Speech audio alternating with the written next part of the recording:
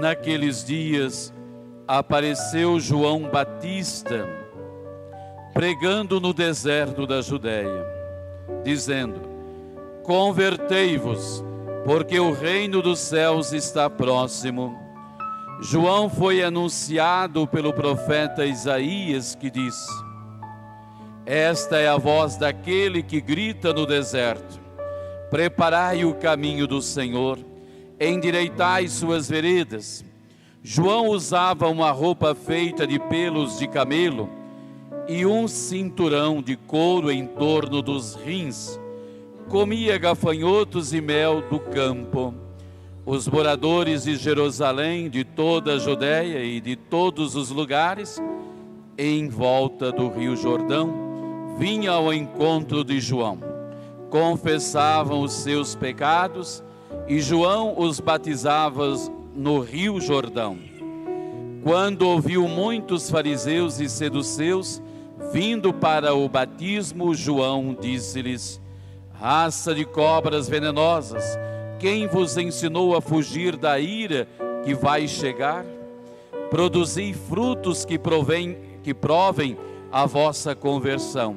Não penseis que basta dizer: Abraão é nosso pai, porque eu vos digo, até mesmo destas pedras Deus pode fazer nascer filhos de Abraão. O machado já está na raiz das árvores, e toda árvore que não der bom fruto será cortada e jogada no fogo.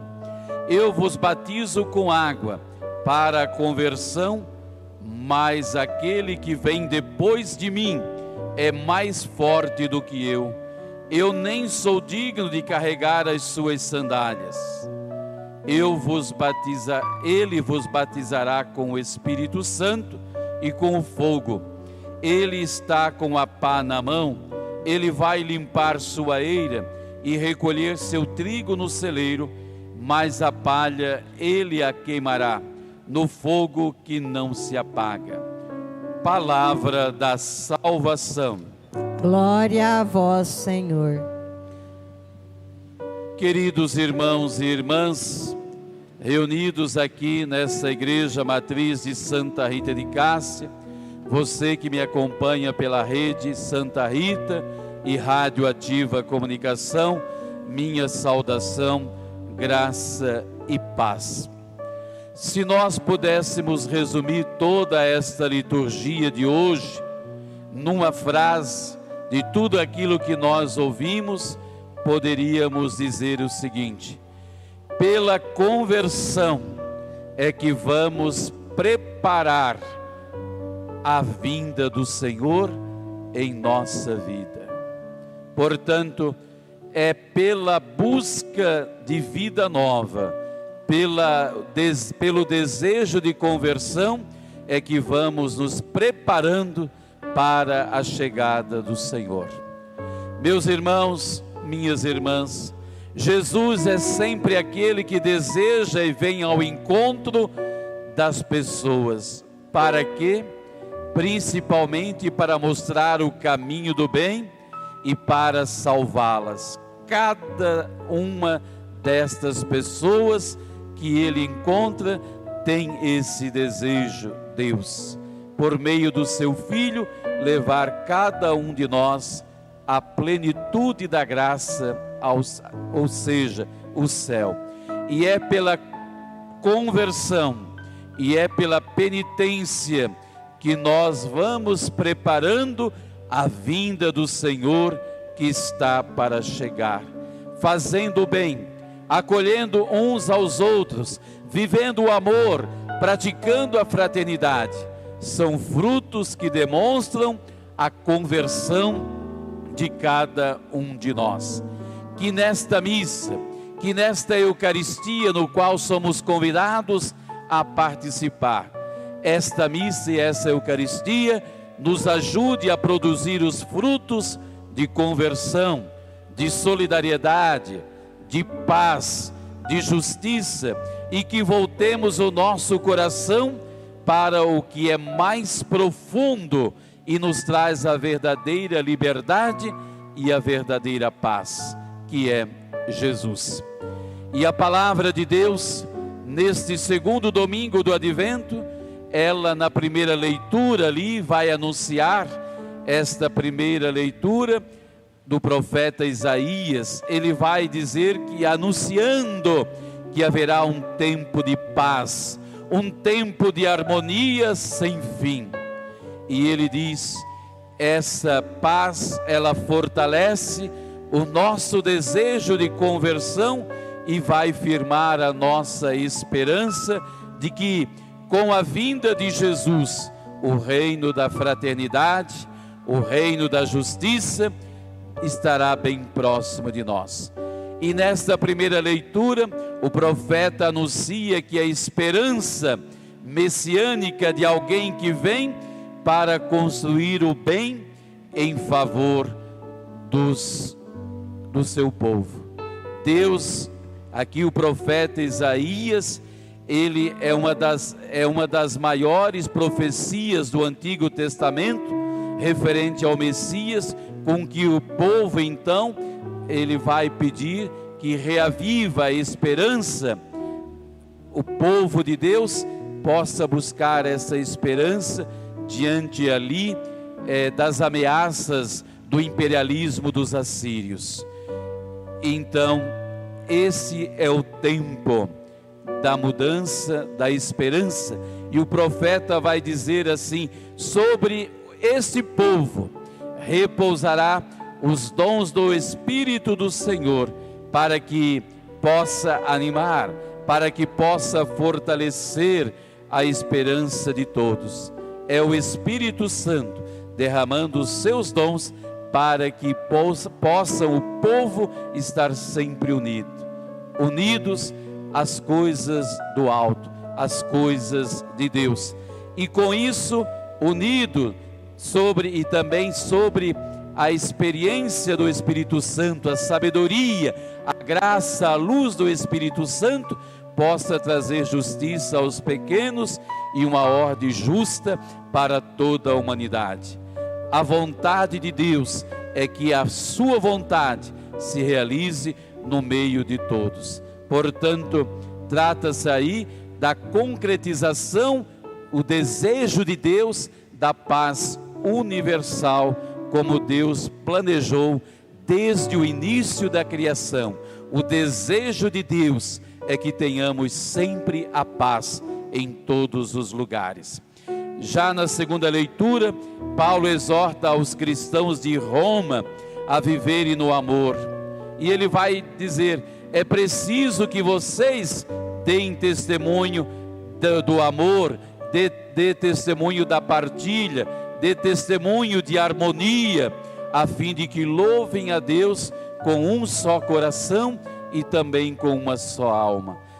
Paulo convida a comunidade e exorta a comunidade a deixar-se orientar aqui pela Escritura, pela palavra de Deus, a imitar o exemplo de Cristo, a fim de superar todos os conflitos existentes em seu interior. Nós sabemos que os conflitos existem em vários segmentos da sociedade, seja no trabalho, seja na sociedade, seja dentro da família, seja dentro da igreja, há sempre os conflitos. E Paulo ele vai exortar para que assim a palavra de Deus possa orientar os fiéis e a excluir os conflitos existentes no interior de onde está vivendo o momento presente, para que assim Deus possa mostrar um caminho novo. Ele está dizendo, é preciso fazer a experiência de um mundo novo.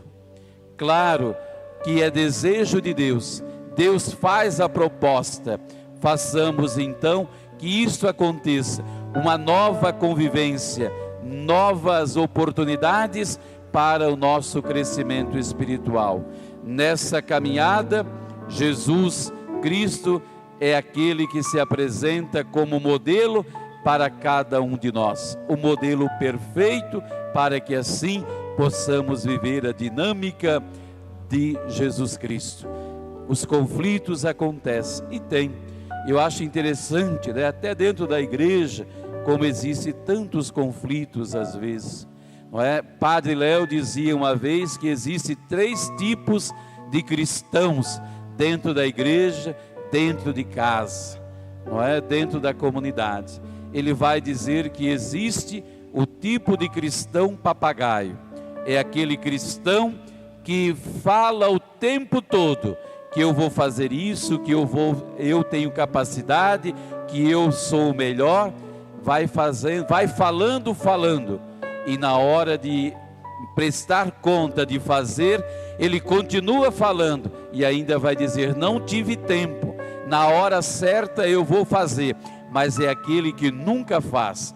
E assim, dentro da igreja, dentro da família, nós temos esse tipo de pessoas no nosso trabalho, que são cristãos papagaio, que falam e nada faz.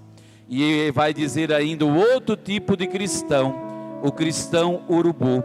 É aquele que está dentro da casa, dentro da família, dentro da igreja, é aquele que nunca vê algo positivo, é aquele que vê só as coisas erradas, aquilo que não presta. Não é por isso que o urubu se alimenta da carniça, porque ele só se alimenta daquilo que não presta. E existe cristão dentro da igreja que só vem à missa para olhar os erros dos outros, que nada está bom, que nada está agradável, que os folhetos estão amassados, que a igreja está suja, que o padre não presta, que o bispo não presta, que os ministros não prestam, e vem só para reparar o vizinho, a vizinha. É aquele que, em vez de se buscar algo bom para a sua vida, é aquele que se alimenta de coisas negativas e coisas que não prestam. Como é triste a gente conversar com pessoas que só falam de coisas ruins, coisas negativas. Parece que a gente fica até ali doente com essas coisas. E existe muito desse tipo de cristão.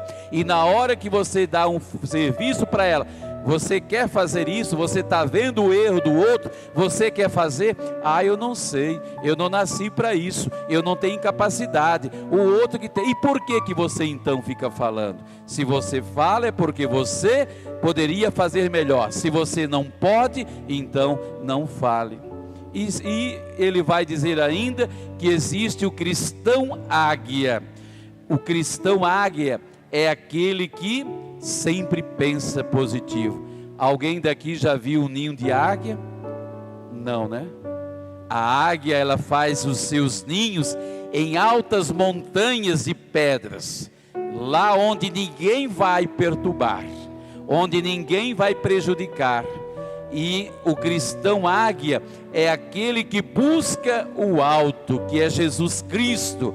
Ele não se preocupa simplesmente daquilo que os outros estão falando, no sentido de tirar a sua espiritualidade.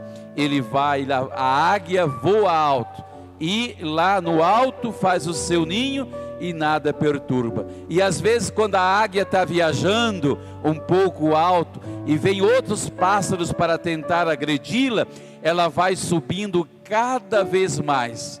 E às vezes, quando até o urubu vai atacar a águia, ela sobe, porque o urubu não tem oxigênio lá no alto, em alta altitude, ele se derruba e cai, porque não tem oxigênio. E a águia continua lá no alto, tranquila. E quando os seus filhotes nascem, ela vai e alimenta o filhote. E quando ali já tem a pena, ela todo com a pena prontinho, o que ela faz para que o filhote voe? Ela joga da montanha abaixo o filhote e ele vai voar. É a decisão de seguir os seus passos, de seguir a sua espiritualidade, de seguir um caminho, de seguir vida nova.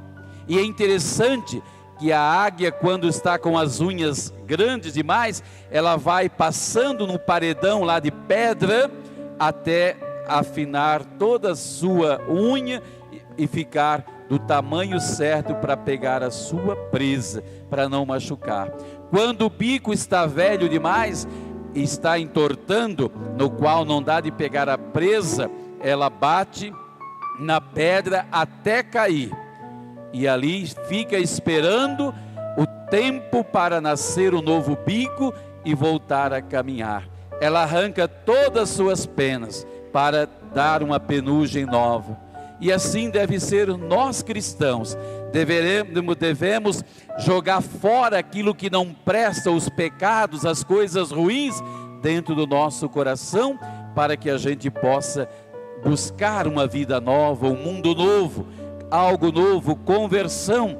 É isso que nós vimos hoje nesse evangelho, porque João Batista está aqui dizendo: é preciso se converter, é preciso buscar uma vida nova. Portanto, o povo de Deus é chamado a converter-se. Convertei-vos, porque o reino dos céus está próximo.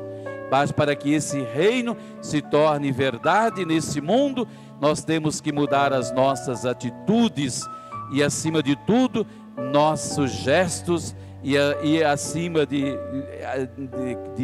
uma realidade na volta da busca das coisas de Deus. Ou seja, tirar do nosso coração o egoísmo, a falta de fé, às vezes as maldades, e que vão perturbando o nosso coração e encher o nosso coração de coisas novas. Portanto, meus irmãos e minhas irmãs, nesse segundo domingo do Advento, o Senhor nos chama a essa busca pelas coisas novas. Convertei-vos e buscai as coisas do alto. Então, aqui João prega o reino de Deus, que precisa de uma mudança radical, uma metanoia. É isso que nós devemos fazer. Portanto, vamos buscar no Senhor essa oportunidade que Ele nos dá, buscando o Senhor, renovando o nosso coração, para que produzamos os frutos que Deus deseja. Que Deus nos abençoe a cada um de nós, para que assim possamos nos preparar para a chegada do Senhor. Conversão é o desejo de Deus para nós nesta liturgia. Que cada um, diante do Senhor, possa analisar: como estou me preparando para esse tempo do Natal, para esse tempo em que o Senhor está para chegar. Não é somente enfeitar a nossa casa com bolinhas, com pisca-piscas, mas façamos um exame de consciência, façamos uma revisão de nossa vida, acolhamos o chamado de Deus que vem por meio de João Batista e da igreja, que nós possamos preparar o caminho do Senhor, convertendo, porque Deus está próximo. Em vários lugares, às vezes no final do ano, o comércio faz até um balanço de fechamento das coisas, e que nós também somos convidados a fazer esse exame de consciência. O que precisa mudar no meu coração? O que precisa mudar na minha vida? O que eu preciso ajeitar dentro do meu coração para eu ser um cristão melhor? Façamos isso, busquemos uma conversão profunda para receber o Rei dos Reis, o Senhor dos Senhores, em nossa casa, em nosso coração, que é Jesus. A decisão depende de você, de fazer esta revisão do teu coração, da tua casa. O Senhor quer morar nele, pois o lugar que o Senhor deseja é ficar em você, no seu coração, para que assim você se torne uma pessoa, luz, instrumento que dê testemunha dele nesse mundo. O Senhor te chama uma vida nova. A decisão depende de cada um de nós. Deus quer fazer isso. Aproveite a oportunidade. A graça está aí. Não deixe ela passar. Louvado seja nosso Senhor Jesus Cristo. Para sempre seja louvado.